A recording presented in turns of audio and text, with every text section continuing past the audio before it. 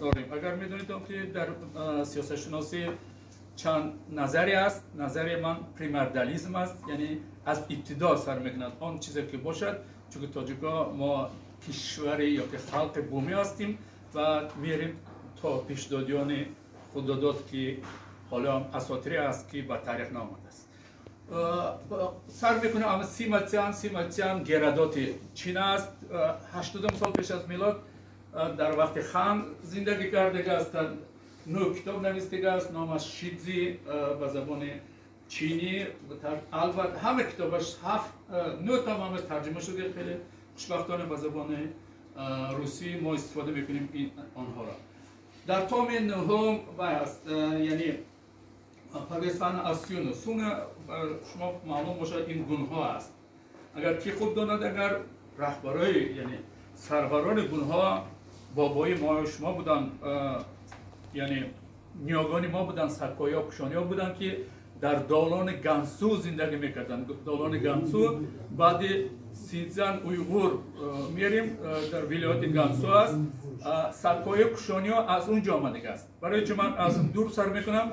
چون که اگر چین دعوا کند اگر با یک قسم کوچک پامیر، ما میتونیم دعوا کنیم به هم گانسو به هم سینزان. این یک از دیگر مسئله است. لیکن سیماتیان در همین کتابش 3 نمود مردم ها را میگویند، یعنی چینی ها، بادیانشین ها و خلق های وی هستند. بیش از او هستند. بیواسطه بگذاریم پلاتسکی این یک از بهترین، یعنی رقم 1 آن نفرینه که بابا جان غفورов قرغزا هستند. ولادیمیر میخائیلیچ کتابشان یعنی تا حاضر کتاب های آن کس بخشیده به تاریخ قرغزان و قرغزستان تا حاضر وی هستند. یعنی کتاب اساسی هستند که آن کسا استفاده میکنن، احترام میگذارن. و ستلیاف عجایب کتاب دارد، درون هیستوریا یوژنی سیبیری. در اتفاق شوروی یک از بهترین متخصص است که همین حوزه سیبیری جنوب را تحلیل کرده است.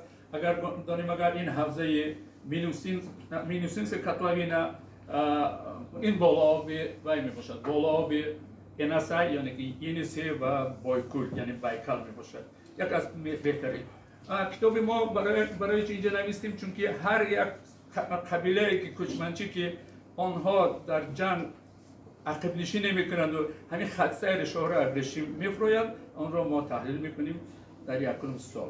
و یونس علیف آن کس مناس را بس کتابت کرده هستند. اگر کی نداند اگر مناس 5 برابر یعنی حجم مناس 5 برابر از شاهنامه زیاد هستند و از ایلیاد یا که گامر 20 برابر. این خیلی عجیب. و در قرغزستان و اینستیتوت الفبet است مناستوی دنیا.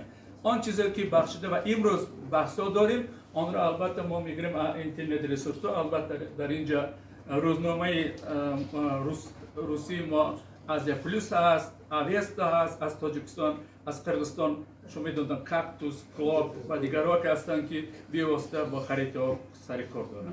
این آن چیزا که سرچشمه دیومش همین که یعنی ما میخوایم که از دور بیاییم، از یعنی برای چه تنزل از من میفهمم برای چه موضوع ماندیم که تنزل میراثی من است، از کوشش میکنیم که شما فهمونیم.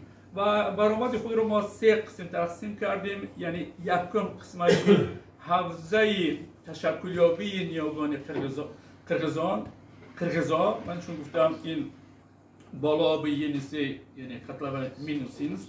دیوم حوزه این حوزه تشکلیابی همین اپاسی من است. این شمال امروز شمال قرغزستان وادی تلاس در اونجا در بیاست یعنی آرامگاهی من است جایگیر هستند. 1994 طبق طلبه پیشنهاد یونسکو، پیشنهاد قرغزستان از طرف یونسکو 1000 سالگی همین اپاسی من است را قید کردند 1994.